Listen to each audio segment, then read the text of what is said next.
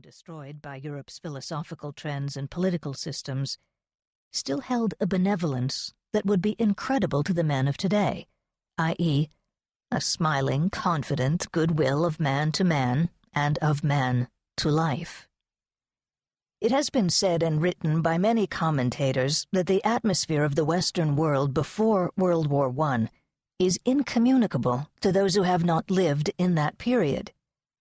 I used to wonder how men could say it, know it, yet give it up, until I observed more closely the men of my own and the preceding generations. They had given it up, and along with it, they had given up everything that makes life worth living: conviction, purpose, values, future. They were drained, embittered hulks whimpering occasionally about the hopelessness of life. Whatever spiritual treason they had committed, they could not accept the cultural sewer of the present. They could not forget that they had once seen a higher, nobler possibility. Unable or unwilling to grasp what had destroyed it, they kept cursing the world, or kept calling men to return to meaningless dogmas such as religion and tradition, or kept silent. Unable to stifle their vision or to fight for it, they took the easy way out. They renounced valuing. To fight in this context means to think.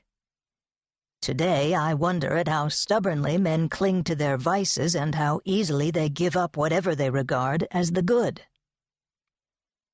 Renunciation is not one of my premises. If I see that the good is possible to men, yet it vanishes, I do not take "such is the trend of the world" as a sufficient explanation. I ask such questions as, why? What caused it? What or who determines the trends of the world? The answer is philosophy. The course of mankind's progress is not a straight, automatic line, but a tortuous struggle, with long detours or relapses into the stagnant night of the irrational. Mankind moves forward by the grace of those human bridges who are able to grasp and transmit across years or centuries the achievements men had reached, and to carry them further. Thomas Aquinas is one illustrious example.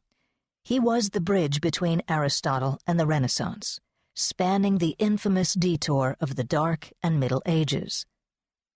Speaking only of the pattern, with no presumptuous comparison of stature intended, I am a bridge of that kind, between the aesthetic achievements of the 19th century and the minds that choose to discover them, wherever and whenever such minds might exist. It is impossible for the young people of today to grasp the reality of man's higher potential and what scale of achievement it had reached in a rational or semi-rational culture. But I have seen it.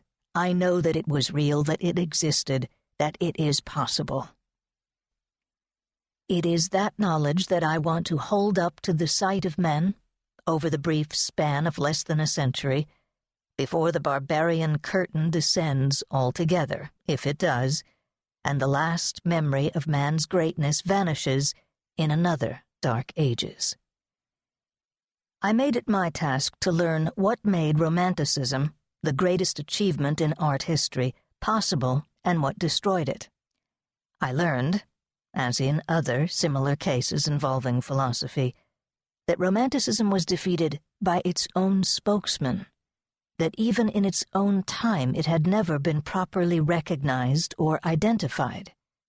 It is Romanticism's identity that I want to transmit to the future. As for the present, I am not willing to surrender the world to the jerky contortions of self-inducedly brainless bodies with empty eye sockets who perform in stinking basements the immemorial rituals of staving off terror, which are a dime a dozen in any jungle, and to the quavering witch doctors who call it art. Our day has no art and no future. The future in the context of progress is a door open only to those who do not renounce their conceptual faculty. It is not open to mystics, hippies, drug addicts, tribal ritualists, Para seguir escuchando este audiolibro gratuitamente, haz clic en el enlace de la descripción y podrás escucharlo completo sin coste gracias a la prueba de 30 días de Audible.